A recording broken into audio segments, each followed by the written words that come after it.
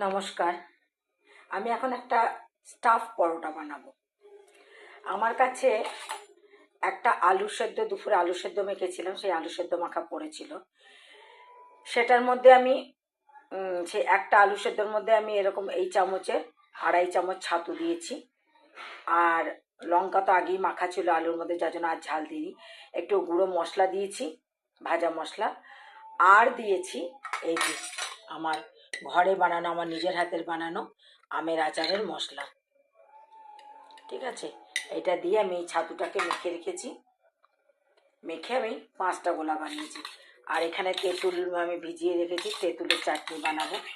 আর এই দেখুন আমি আটা মেখেছি, আটাটা বেশ একটু নরম নরম। আমি এর আগেও বলেছিলাম যে স্টাফ পরোটা বানাতে হলে আটাটা একটু একটু মানে যেরকম রুটি বানায় তার থেকে একটু নরম নরম আটা মাখবেন।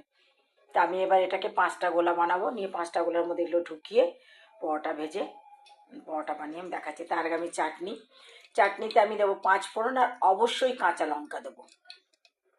কাঁচা লঙ্কা আর 5 ফোড়ন দিয়ে দিয়েছি। কাঁচা লঙ্কা দেওয়ার পর একটু দূরেই থাকবেন, কারণ ফুটবে, কম আঁচ করে দিলাম আমি এই জন্য। এবার তেলটা এই 5 ফোড়নটা ফুটে গেলে আমি এই তেঁতুলের এইগুলো তুলে শুধু কাঠটা দেবো। তেঁতুলের এইগুলো তুলে আমি শুধু কাঠটা দেবো। আমি তেঁতুলের জলটা ঢেলে দিয়েছি, আর দিয়েছি নুন আর বিট নুন, এই নুন না বিট নুন দিয়েছি, আর হলুদ দিয়েছি।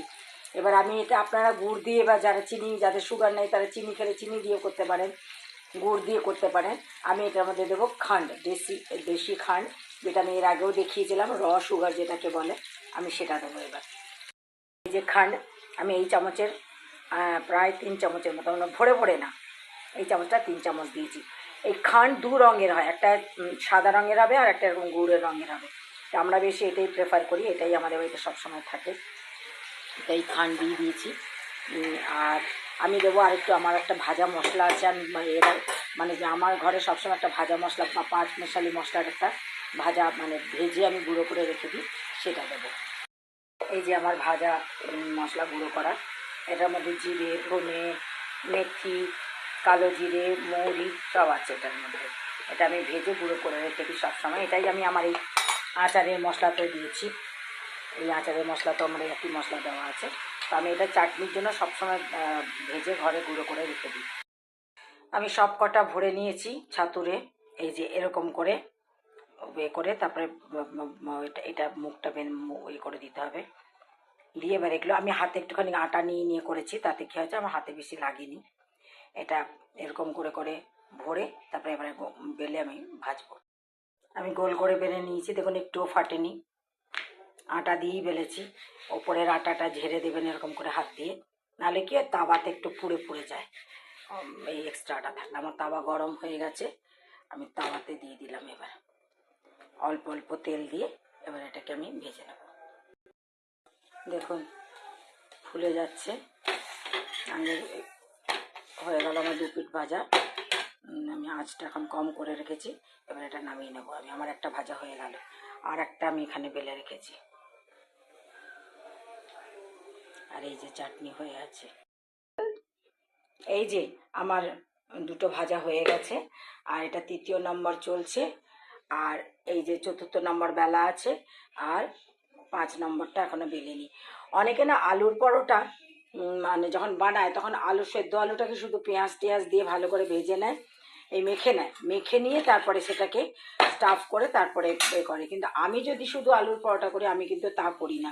আমি ঠিক যেমন চপের মশলা ভাজি, পেঁয়াজটাকে একটু ভেজে নিই, পেঁয়াজ দিই, একটুখানি রসুন দিই, একটু আদা দিই, দিয়ে আলুটাকে ভালো করে মানে চপের মশলার মতো ভালো করে ভেজে তারপর আমি সেটাকে স্টাফ করি। আর এটাকে আমি আলুটাকে ভাজিনি এই কারণে যে আলুটা সেদ্ধ মাখা ছিল ভাজা তেল আর শুকনো লঙ্কা ভাজা দিয়ে, তো আমি তার মধ্যে ছাতু দিয়েছি, প্লাস আমের ছাতু দিয়ে, ছাতুর পরোটা করলে আমের আচারের মশলা দিলে বেশি ভালো লাগে।